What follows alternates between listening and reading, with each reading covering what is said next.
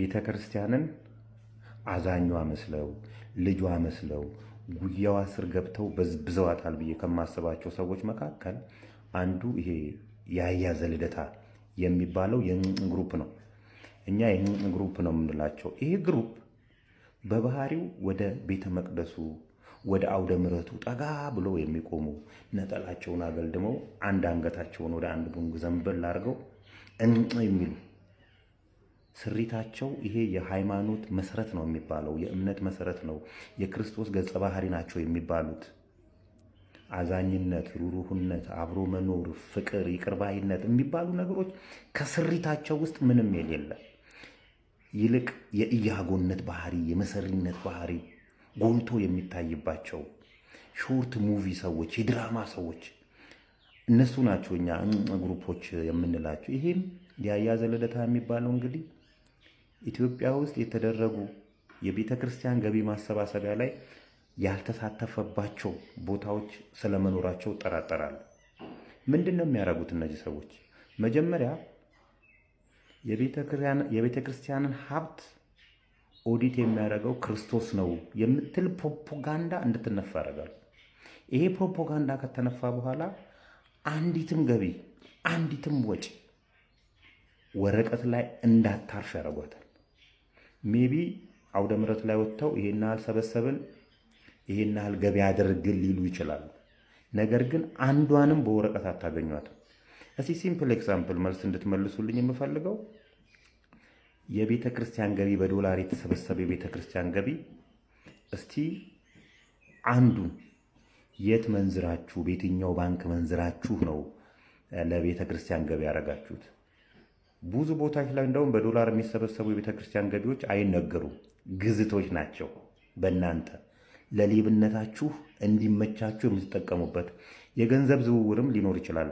እዚህ አካባቢ ያያ ዘልደታ በባህሪው ከቤተ ክርስቲያን ላይ ገንዘብ መውሰድ ኃጢአት አይደለም ብሎ የሚያስብ፣ ኮሚሽን መውሰድ ኃጢአት አይደለም ብሎ የሚያስብ፣ ነገር ግን ይሄ ትክክለኛነቱን ለሕዝብ የማይናገር ቤተ ክርስቲያን ጉያ ስር ገብቶ ልጇ መስሎ የሚቡጦበት አንዱ ሰው ነው። ይሄ በቅርቡ ወደ ካናዳ ሄደ። እንግዲህ ካናዳ ከሄደ በኋላ ከቤተ ክርስቲያን ያለውን የገቢ ምንጩ ተቋረጠበት። ስለዚህ ሌላ የገቢ ምንጭ መፈለግ አለበት። አሁን ደግሞ ፖለቲከኛ ሆኖ ብቅ አለ። አዳነች አቤቤ እንደዚህ አርጋ ልጆች እንደዚህ አርጋ ህብረተሰብን አፈናቅላ በአንተ አያምር። አንተ ትክክለኛ ሰው ብትሆን ኖሮ ለቤተ ክርስቲያን ነበር መንቆርቆር የነበረብህ። ቤተ ክርስቲያንን ከሚጠሉ ሰዎች መካከል ግሩፖች አንዱ ናቸው። እንደ ቤተ ክርስቲያን ኢትዮጵያ ውስጥ ያላትን ስብዕና ይዛ እንዳትቀጥል ከምታረጉ ሰዎች መካከል እናንተ ናችሁ። አምና ላይ የቤተ ክርስቲያን ሰው ነበርክ፣ አማኝ ነበርክ፣ ቄስ ነበርክ፣ ወደ አንድ አገድለ እንትን ነበርክ። ዘንድሮ መጣህና ደግሞ ፖለቲከኛ ሆንክ ማለት ነው። በእውቀቱ ስዩም ምን ይላል?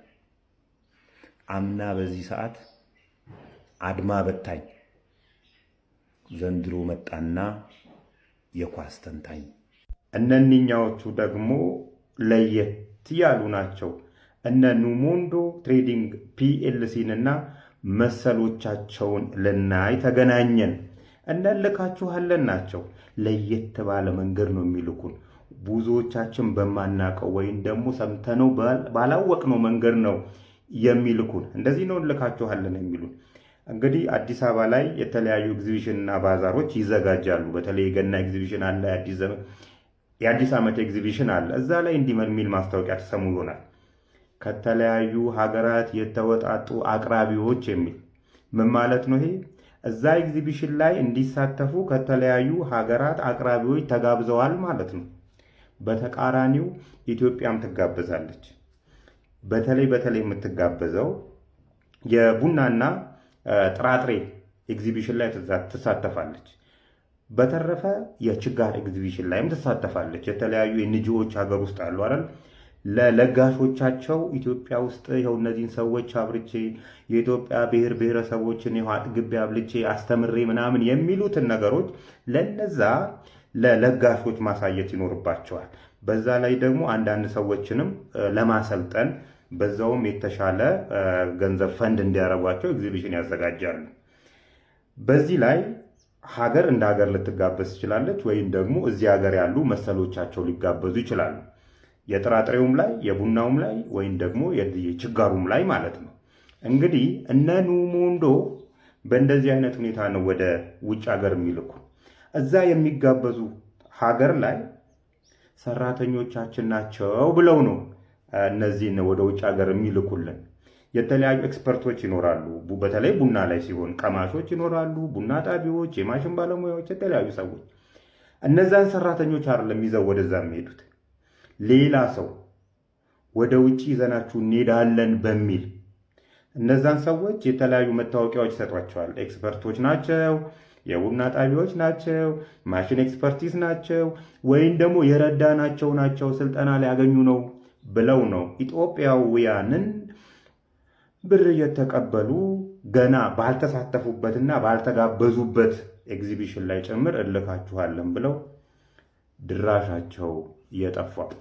በተለይ ባህር ዳር አካባቢ በብዛት ከተንቀሳቀሱበት አካባቢ አንዱ ነው። አዲስ አበባ ላይም በሰፊው አሉና በዚህም መንገድ ሌላ እንልካችኋለን ተገኝቷል።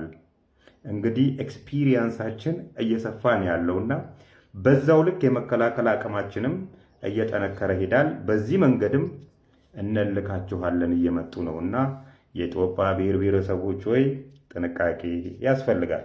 የመኪና ዕጣ እናወጣለን ብለው ከ2500 ሰዎች ላይ 2500 ብር ተቀበሉ። አይሩፍ እናወጣለን ብለው ናቲና ዳኒ ነው የሚለው ዕጣው እንትን ስም ግን የሰዎቹ ስም አንደኛው ናትናኤል ነው፣ አንደኛው ይታያል አያሌው ነው፣ አንደኛው ሰሎሞን። ከባንክ አካውንታቸው ላይ ያገኘሁት ስማቸው ይህንን ነው የሚለው። እነዚህ ስፔሲፊክ አድሬሳቸው ሆሳአና ይላሉ እንጂ ግማሹ አዳማ፣ ባህር ዳር እና ማርቆስ ናቸው። እንግዲህ አካውንቱን ያወጡበት ቦታ ወደ ሌላ ቦታ ሊሄዱ ይችላሉ።